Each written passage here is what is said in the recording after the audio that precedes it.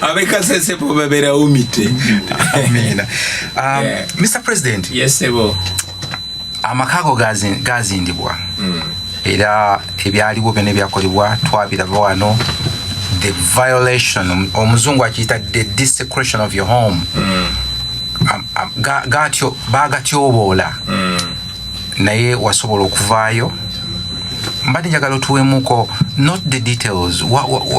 Aba wagenze no bayita bafala wabayitako otya era omaliriza otya ng'oli wano. Tukubiremuko ku kifaananyi kati olaba eseo ojjukira mu mukaaga yeseo amagye g'Obote galumba olubiri lwa Ssekabaka Muteesa n'abalaga nti Ekirinja nakuba Zisama n'abayitamu paka Bulaaya kati gwe kitwale nti twakakoze replay ne tukaddamu kanavaamu movie olowooza mu maaso the escape of the gladiator omugenzi Philip yagamba ffe tukola abaana balisoma ebyafaayo so ebintu ebyo ebimu tukola kye tusobola okukola ebirala kama wali batuwadde obulamu tulibiwandiikako naye bwe batulumba nga 16 omanyi buli lwamala okulonda ne beetolola amaka gaffe webulungulawo nga drones zisurveying ewaka waffe so nga 16 ekiro ekyo bajja ne helicopter mukyala wange yabifilminga nga helicopter eri waggulu w'ennyumba yaffe ng'ekuba ekitale ya poliisi naye nyina muto wange gwe bayita Banjomani anyumya nnyo emboozi naganze ndaba firimu kakati it was like a movie naye nga byali bya ddala anyway sijja kudda mu details engeri gye nababulako kuba oli awo emirundi mingi gye nja okwetaaga obbabulako so saagala babuusa kambaleke nga bakyali baki so ne mpulukayo ne mbasimatuka tebamanya ngeri gye nfulumye ne bakomawo mu buswavu bw'ekitalo ne balumba ate famire yange ne bakola bye bakola ne banoonya walaba mutabani wa Museveni agamba tukuwadde essaawa 22 tukuwadde essaawa 4 ngamba laba kino kifala somehow emyezi egyo ne bannemwa era ne nfuluma eggwanga of course saafuluma officially sayita ku airport naye nayita gye nayita nenfuluma kitiibwa kya Mukama sijagamba nti gali maanyi gange oba amagezi gange naye ekisa n'okwagala eggwanga okw'abannansi okwabo abali mu bitongole ebikuumaddembe abo abali basindikiddwa mugende mu mukabe naye ate ne baŋŋamba bugambe waaye ffe tukulabye nti naye wano toyitawo tukwata kulidde ekasenyi tukwata kulidde eno so ebyo n'ebirala byanyamba okusimatuka naye most importantly saala z'abantu obuzi bungi mu bbanga eryo gyali myezi 2 gwe kuba akafaananyi myezi 2 naye nga buli nnaku mu kaseera ku myezi egyo 2 buli lunaku lwali mu ndowooza wiiki nga 3 luzibye lutya lukedde lutya luzibye lutya lukedde lutya naye Katonda w'amaanyi nasobola okusimatuka era ndi wano. Okay. Mr. President, just on a lighter note, ekyo kiraga ki ku intelligence y'abasajja bano? Kiraga nti intelligence yabwe teri intelligent. Kiraga nti abantu baakoowadda si ba poliisi si ba magye ka gurupu katono akatufuga wabalabye nga bwe bakuŋŋaanye n'abo bakuŋŋaanye okudduka emisinde gy'ono omutamiivu nabo munnange tebabyagala teriyagala kubeera mu nsi nga bawamba abantu ate abo bennyini be bakozesa n'abamaliriza ne babatemula ozoolaba nadduli baamutira omwana ozoolaba babu yali munnaabwe omwana we Sekandi yali munnaabwe omwana we pum Katumba yali munnaabwe omwana we pum Gilbert Bukenya yali munnaabwe omwana we pum Mayombo yali munnaabwe ye kennyini pum Paulo Kechi yali munnawe ye kenyini pum. Julius Oketa yali munnawe ye kenyini pum. Kazini Aronda Nyana Kairima Jacob Olanya menye chinde kechi muganda wange nebo balaba bekiriranya ne bagena ne baseka batitizi mubalaba kwambala bitoji kati we Museveni gola bomulaba kwambala bitoji bya genoyo si genero nawe abatitizi yaberanga Sweden yalwanira wa Museveni bakitaffe be banunule gwanga lino ochegera takutte mutabani we amutadike nyota zonna oyo ne babimwambulamu kikyasobola okoloyo so siba amanyi nga bwe mubalaba siba amagezi nga bwe mubalaba babuyabuya era bannayuganda bwe banaasalawo ne beekolamu omulimu ate nga kigenda kubeerawo bannange tugenda okugoba abo abafala emisinde so tebabatiisatiisa n'omulundi n'ogumu. They are as not as detailed as you can think. No, they are not. Okitegera just kubanga bawamba ensi yaffe batufugira kufia muntu kigwo ogamba nti akulira amaje nenga communicatinga bwatyo n'abavola n'agamba okay nabaddeyo ne birthday yange oba baba yamusanza aganga iddewa ye kenyini tabadde ku mukolo gwe kubanga amanyite gusaanidde gufulopinze naye kenyini gumuswaza naye ali mu kuyomba abakulembera amaje nga sibalabye eyo gwolowooza ddala ku basajja betulina abali mu gwanga n'abali mu poliisi gwolowooza bawulira batya naye tebalina kyakola. Museveni akoze kye bayita extreme humiliation. Omanyi Museveni must give it to him. Musajja asomye ebitabo ebimu era yasoma nnyo ebitabo ebya education. Museveni bw'oba osoma ekitabo kye bayita Prince ekya Nicolo Machiavelli nti akozesa eyo modi yennyini. Bw'oba nga weetegereza n'osoma ebitabo ebimu ng'ekitabo kye bayita The Making of a Negro Christian oba The Making of a Good Slave, ojja kulaba nti babayisanga mu process gye bayita back breaking ne bakukakanya kati nga gwe gwogende waka n'okuba abaana b'emiggo ng'obawulidde balowooza boogera ku kwenunula kwega ne bakifula irigo n'okulowooza obulowooza ku ddembe lyo ne batiisatiisa abantu okubasa mu mbeera nti tebandaba kweganga bwolowooza ku kwenunula okyuka noga tebabanga bandabye nga nkirowoozaako gye embeera Museveni gy'abataddemu baliving under extreme fear nga boolaba badikiteta nga Saddam bwe yafuganga abayiraaka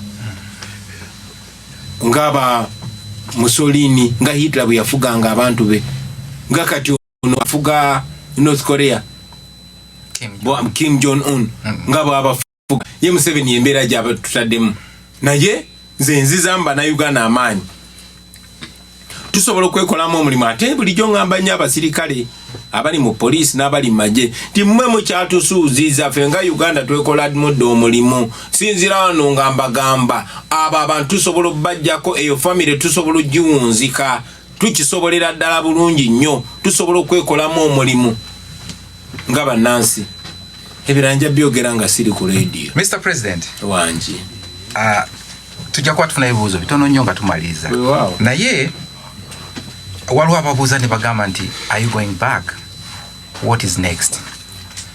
Nzirayo ewaffe esebo kati sinababbabuulira naye nagamba nti newankubadde nadduka kutaasa bulamu neera misioni yange eggwera Uganda. Final destination Kampala, Uganda. Is Uganda. Yes. So what is your message to three categories of people? What is your message to Ugandans at home about the future of the struggle and the movement? What is your message to the international community? And what's your message to the Ugandans in the diaspora? Thank you very much. Yes, sir. To the Ugandans back at home, we are on course. Freedom is on sight. It gets worse before it gets better. Tetuli we tulina kubeera naye we twali si we tuli.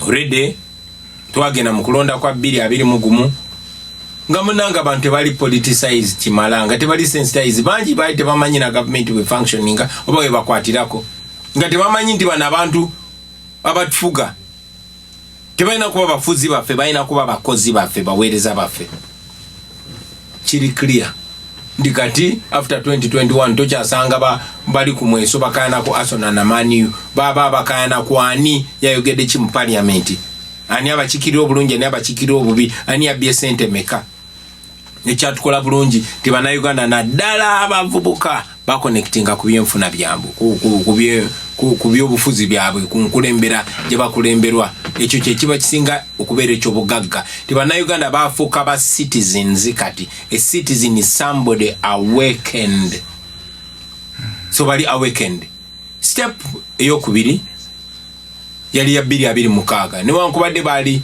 sensitized naye bali divided okay tumanyi betukulemberwa naye kasitanzo oli aliyo muganda munnange kale tubatufuga bubi naye kasita aliyo munyakole munnange manyi omuganda bwanajja ate bayinza otuyisa obubi kasita tunafa abakyoli gye tuli ne kati kyetwali tuliko 2026 ensonga laki nagamba abantu temukwata kifaananyi kyange kwata bendera yaki yeggwanga fena tutambulira okwo tewali wanjawulo nange kenyini akulembeddemu bendera eno yetugatta mwana tu Katonda yatuwa omukisa bana Uganda bafuna obubaka bana Uganda bali united oboli Koboko oboli Nebbi oboli Acholi oboli Lango oboli Busoga Bugisu Ankole yonna bana Uganda berabanga bana Uganda that was an achievement step edako atenga yenkulu ennyo bajita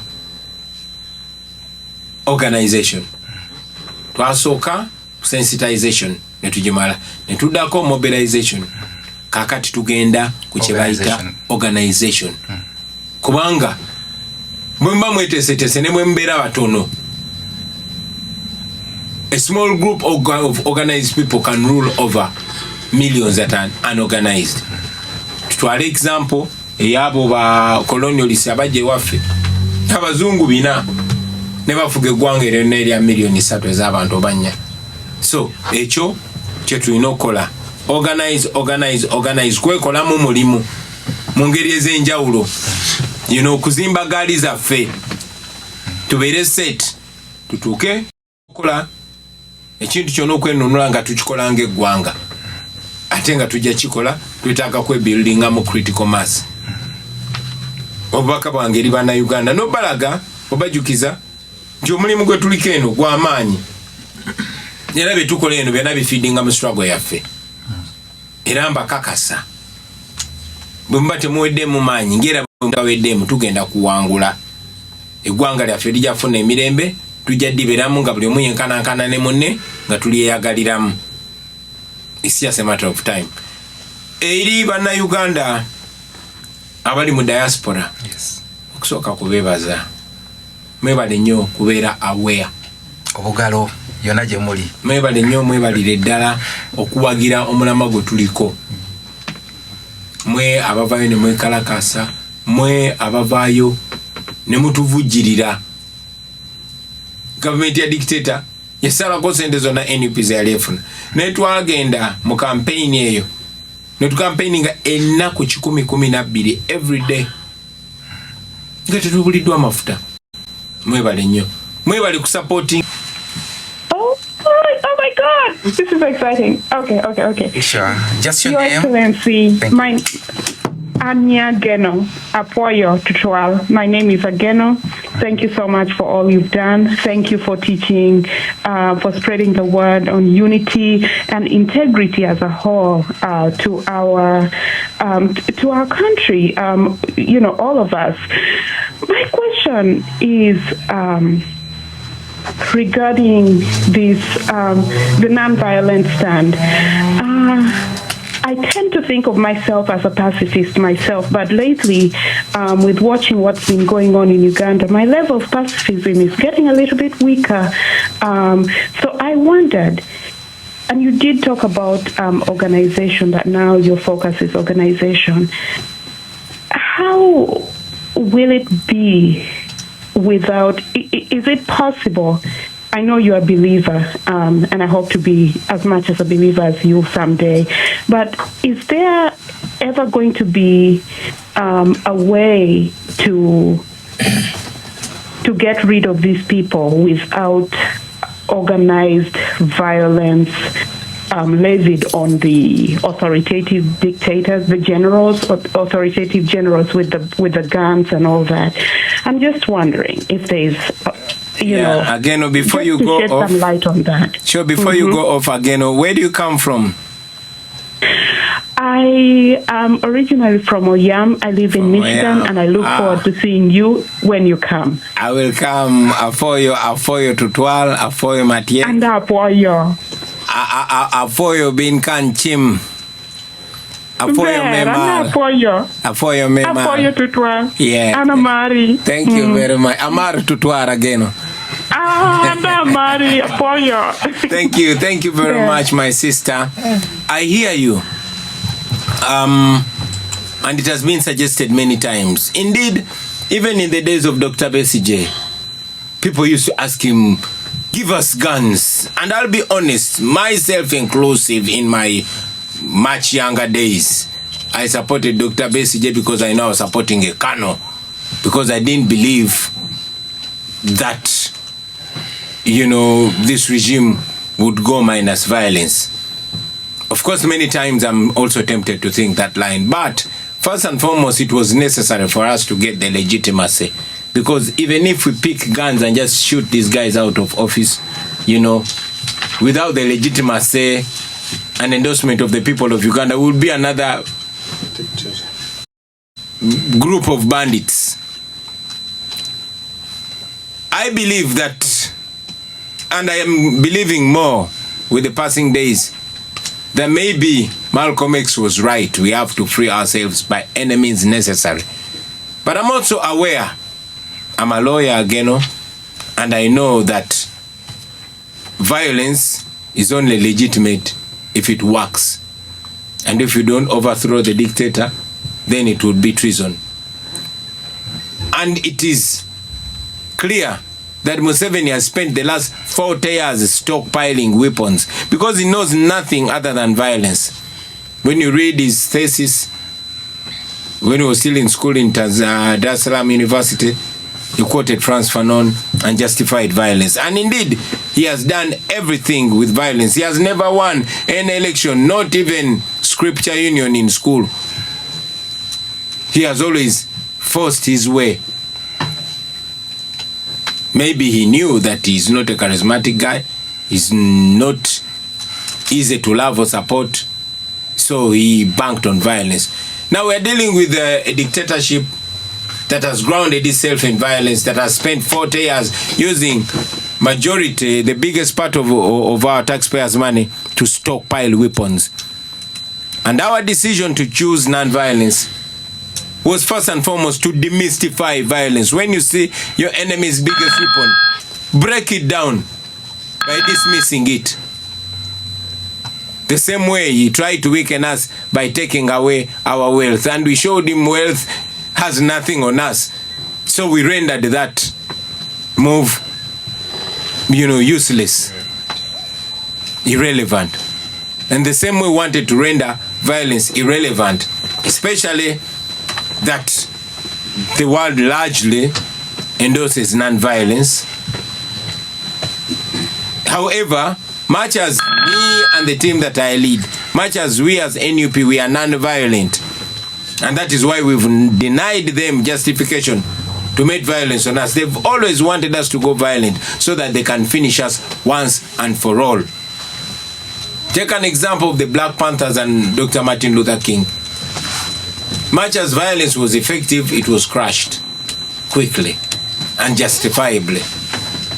That is why we as NUP chose non-violence, because we know it's much more effective. And also, violence only begets violence, and history has taught us that those that have taken power violently are more prone to be authoritarian, and they tend to develop a sense of entitlement. Oh, we fought, look how much we sacrificed, and all that. Violence does not empower an entire country. It empowers those that have the guns. And our mission is to disempower the guns and empower the people. That's why we chose non-violence. But while we chose non-violence, I am not standing in the way of those that want to free themselves by any means necessary. And I always say it, we are non-violent and we preach non-violence. But I'm sure a time will come, if it has not already come, when I can no longer stop those that want to violently free themselves. We are non-violent, but those that choose enemies necessary, it is not my duty to stop them. Oh, won't I get there? Thank you so much, Mr. President. Kali, omulala osobola okuba essimu, but I was requesting that if the president is answering questions, please call after the question has been answered. So the caller was calling, please, you can call, then we'll pick up your phone and the president will answer your questions as we wrap up our talk show tonight. Onsonyi Wenkweto, I muted you a little bit because he was still answering the other last question. So, osobola okuba nate a question yo President Ajanukule. Thank you.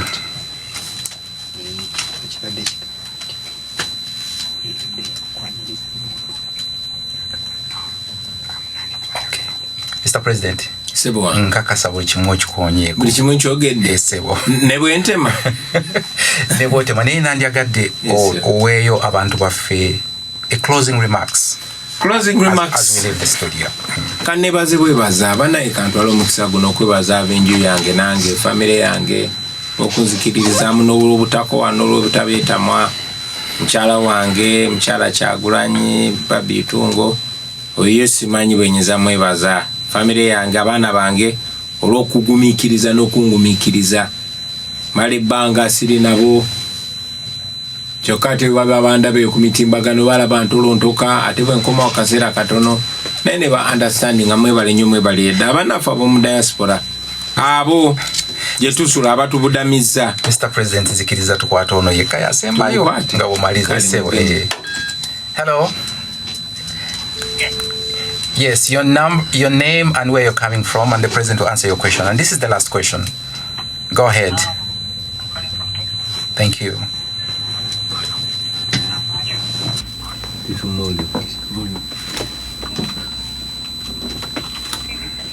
Yes, he's listening now. He's listening, please. Hello? Go ahead. Hello? Hello? No, you was the one supposed to talk. I think we maybe she has muted herself. Please, can you talk from Texas, my dear? Hello?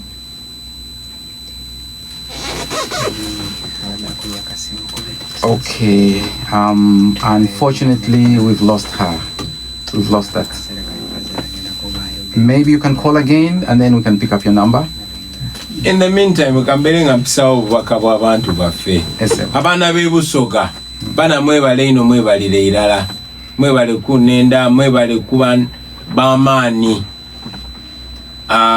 mukoze omulimu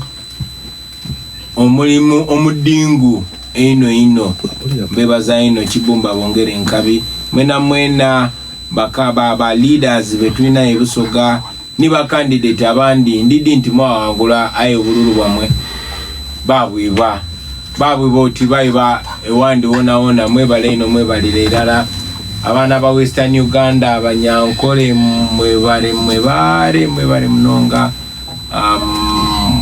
mwachajikira kimwe twasima munonga abaana be Bufumbira yabe Gisoro murakoze cyane, thank you very much. Abaana be Buganda Musina na bigambo kubanga mwe musinzo okutulugunyizibwa mwe musinzo okuwambibwa ne muyimiriddewo ku musaayi gwennyini mu nkola eri ey'abajjajjaffe manyi bulungi nnyo nti historically ewaffe munange wabadde nga abantu be bagula bebakozesa ekyennaku ffe tubalina bangi n'abatwerimbikamu nga baganda mannya naye mubaddewo mwebale temujjanga okwo mubeere bagumu ffe abavubuka ab'omulembe guno weno sikyali muvubuka naye mu abavubuka ab'omulembe guno kibakakatako nnyo okwedifininga out of deep reflection must choose must identify their cause and then choose whether to betray it or pursue it. Naye mwe mwalaba omulama gwammwe ate ne mugoberera mwebale nnyo mu bitundu bya Buganda byonna bitundu bya Uganda yonna mwebale nnyo mwebale edda ab'omu diaspora mwebale bakulembeze bannange aba NUP abatukulembera mwebale nnyo mwebalire ddala okwetika omusalaba guno simanya zemonaku azemu kati mukwate papi. Yes, can you give us your name and where you're coming from? This is the last question. Yes, please go ahead.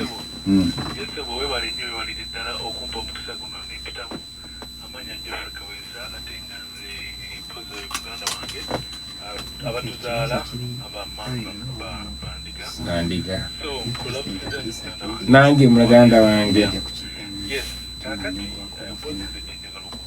soko kwebaza byonna byonna tulakujokoze byoyise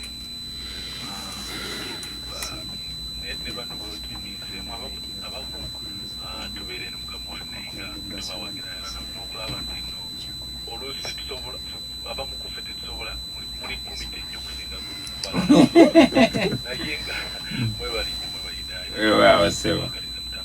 naye kyenjagala okubuuza abantu bwewavaayo n'ovaayo mu ngeri eyarabadabandi wavaayo bagenda okulaba ofulumya ensi abakulembeze abeesimbawo naawe abamu nga bali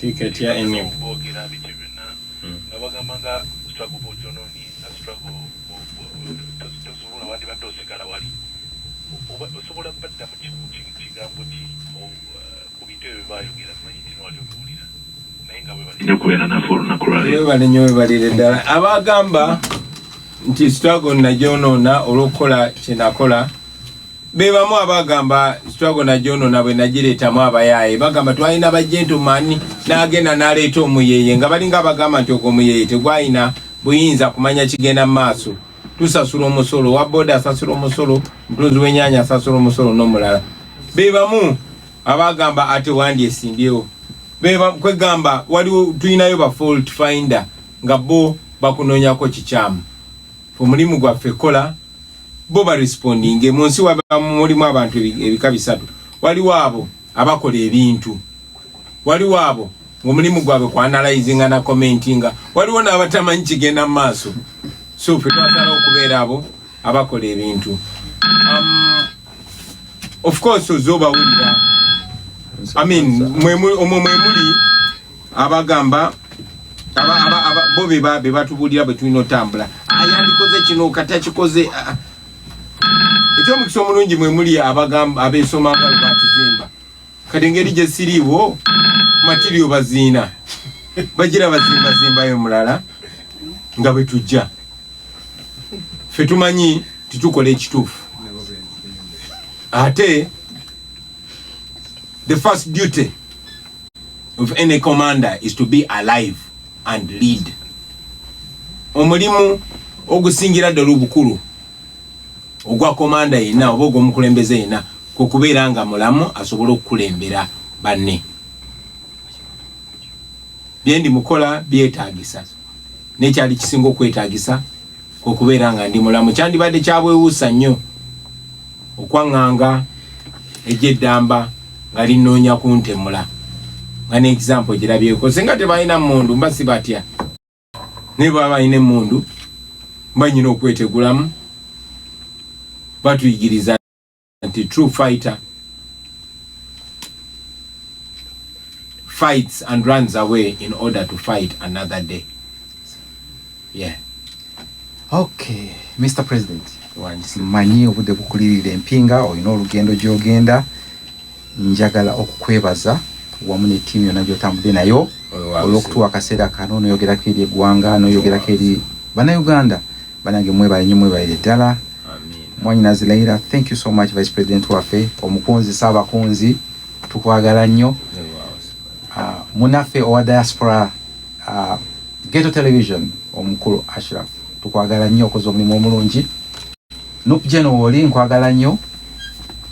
JK oyo simanyi kyamugamba naye yemanyi mukulu kato waiso Boston ye waiso waffe wano ye vumbi waffe mukulu kato mukulu Pade bakoze omulimu omulungi olwaleero okusobola program eno ogenda mu maaso n'ogimaliza omulungi. Ate ye Bruno yekwese omulundi guno yagaana n'otuwaayo akayimba naye nga tumwagala nnyo. Amina. Gwe simenye nansonyiwe mbagala nnyo mwenna Sister Vivian, you are the best.